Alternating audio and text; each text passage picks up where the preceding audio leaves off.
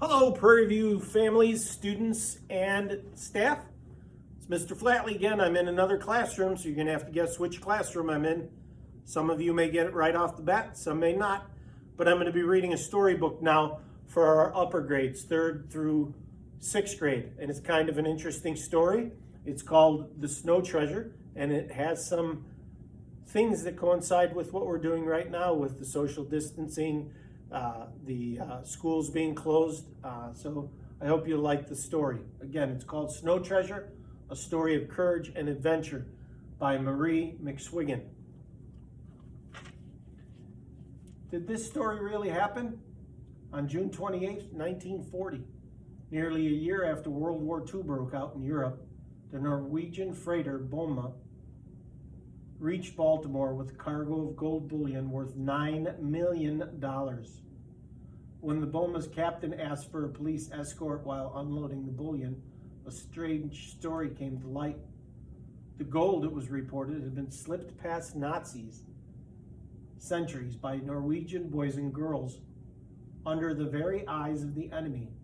The story went, these children had pulled the gold on their sleds to the freighter hidden in the fjord off Norway's coast. So that no harm might come to the brave children, the captain would not tell the location of the fjord. For many years the story was believed true, but over 60 years later there is no proof that it ever really happened.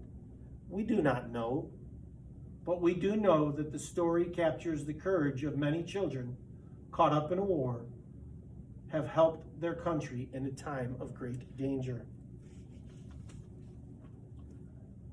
Snow Treasure by Marie McSwiggan, illustrated by Andre LeBlanc. Chapter 1. Beat you to the turn. Peter Lundstrom shot his sled down the long, steep slope. No fair. You started first, his friend Michael Bird protested. Nevertheless, he flew along in Peter's tracks. School was over for that day at least, and Peter and Michael were enjoying one of the sled rides that children in Norway never seemed to tire of. At the turn, they paused for a breath, but their rest was short, for Peter spied another sled. Look out, here comes the girls. With that, he headed down another slope, his friend behind him. Peter was 12 and felt grown up. Playing with girls was something he meant never to do. Heavy clothes hid all but his yellow hair and his face. His eyes were clear and brown, wide apart and in an even line. They looked untroubled. Michael, the same age, seemed different in everything. While Peter was tall and slender, Michael was square.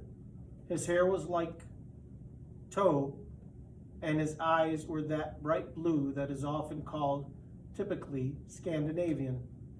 Hey, wait a minute. A dark-haired girl drove her sled into the place the boys had just left. Her black curls bobbed like sausages under the cherry red of her hood. She was Helga Thompson, and somewhat of a tomboy. Behind her on the same sled was a smaller girl, fair as Helga was dark. The smaller girl was Lovisa, Peter's 10-year-old sister. We'll catch them at the lookout. Hold on. Helga dug her heels into the snow and began another swift descent. Catch them at that lookout, they did, for the sled track made a sharp twist, and below that, nearly 1,000 feet, lay the sea. Peter and Michael had to slow down to avoid crashing a wall that protected the road.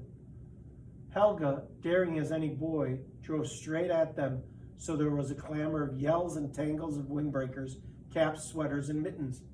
There never had been such a winter for snow. It began early, and with each month grew higher and higher on the ground. April was like January, with no sign of thaw. From one end of Norway to the other, people talked of nothing else. They only stopped talking about it when something entirely terrifying drove it from their minds. Then they remembered it again and looked to it to help them in their trouble. Up in the Arctic Circle where these children lived, it was winter for much of the year. Sleds and skis were used for travel for all but a few months. But accustomed as the people were to the long, cold, and white stillness, the winter of 1940 surpassed anything even the oldest could remember. The months seemed asleep that April. Along the sea, the world was lifeless, except for the fjords. The harbors in the north were ice-locked, their channels great fields of white. The fjords alone seemed alive with their black rushing waters and bobbing ice cakes. These forceful streams flow too fast for freezing and are always a highway to the open sea. The four friends at the lookout continued their lively play. Peter and Michael tried to wash Helga's face, but the snow was too hard and dry, and the face washing could hardly have been called successful. Helga managed to get a handful of snow down Peter's back that didn't amount to something, for he had a little bit of trouble shaking it out to prevent the discomfort of it melting. Tired of the tussle, the four squatted on their sleds. When Michael idly tossed a lump of snow in Helga's lap, she got up to shake her dress. In doing so, she turned towards the sea. "Why, Peter, there's your Uncle Victor," she was surprised. "And Rolls, his mate, look." "You're crazy." Peter didn't bother to get up. "But it is your Uncle Victor, honest." "Now what in the world would he be doing there?" "You don't suppose he's fishing this time of year, do you?" "But it is, Peter. Come and see." She was so sure about it that he got up, if only to be able to tell her she was wrong. Below, miles away by the road, about only a little distance for a stone, Uncle Victor was making footprints in the hard snow. Behind him was the stocky figure of Rolls, second in command of the Lundstrom fishing fleet. "Yo-ho, Uncle Victor!" Lovisa was on her feet and looking out over the wall of the lookout, but she could not make him hear. See, the kids are waving and shouting. "Yo-ho!" the four of them yelled in chorus, cupping their hands to make the sound carry farther. Then Victor Lundstrom heard them and looked up, but there was no great roar of greeting the children had expected. He only waved his arm and went on walking. Rolls saw them too and gave them an equally casual salute. Peter scowled. The greeting was unlike Uncle Victor. Why, he should have been overjoyed to see them, especially after a long trip. He was Peter's favorite relative, and in all truth his hero. He led a life of adventure in contrast with Peter's father, a banker. He was one of the most successful fishermen in that land of able fishers. He had a whole fleet of boats and sailed about everywhere, his nephew supposed. When he came back from a voyage, he had stories to tell that no one could match. Uncle Victor was fond of his brother's children, as they were of him. So it wasn't like him not to seem glad to see them. "What's he doing here?" Michael wanted to know. They watched him walk along the beach toward the cliff beyond Riswick Fjord. He was on the way to the Snake, they decided.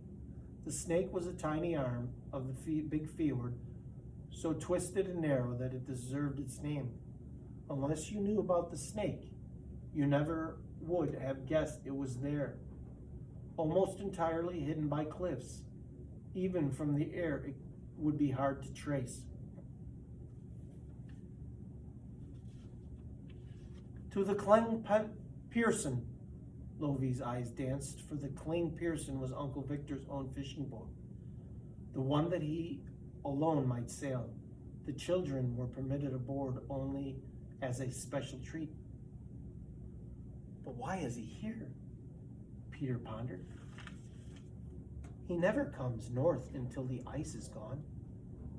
But he had no time for further reflection when a snowball broke in his face.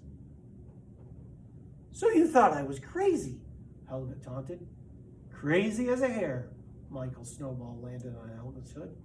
It spattered, and her eyes and face were white. She lowered her head and shook it from side to side like a fierce young animal, and then she charged at her tormentor. Meanwhile, Lovisa had not been idle.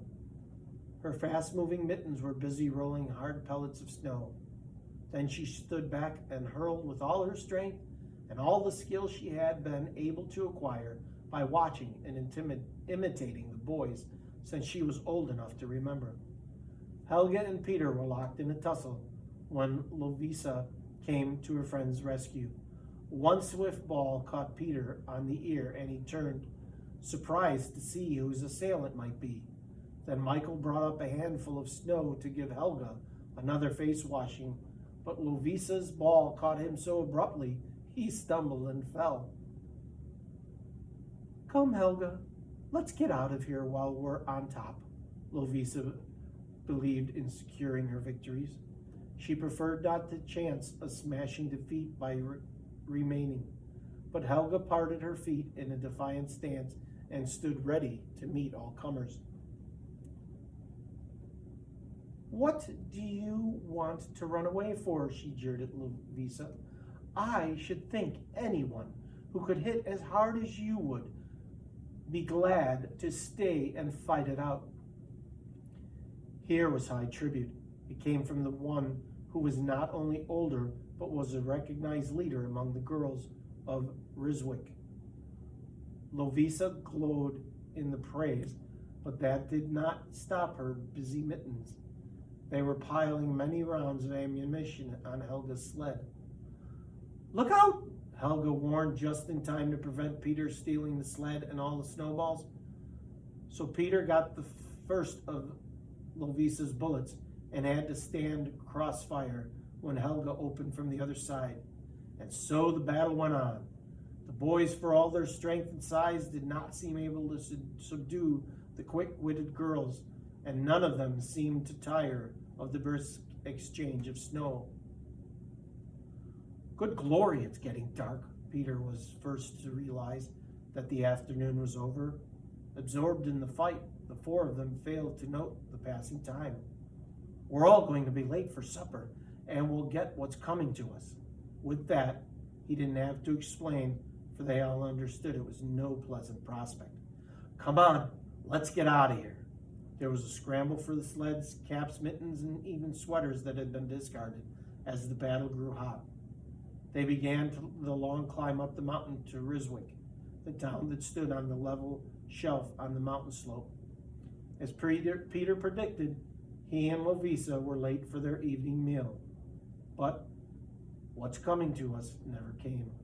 The father was busy with his own thoughts, and their mother could always be counted on to keep peace in the family, especially when Mr. Lundstrom was home.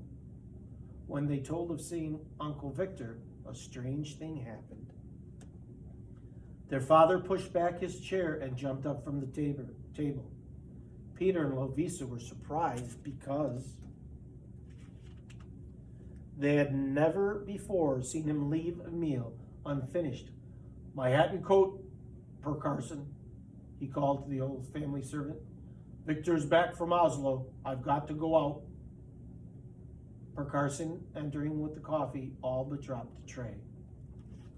The end of chapter 1. Do chapter 2 another day. Have a great day.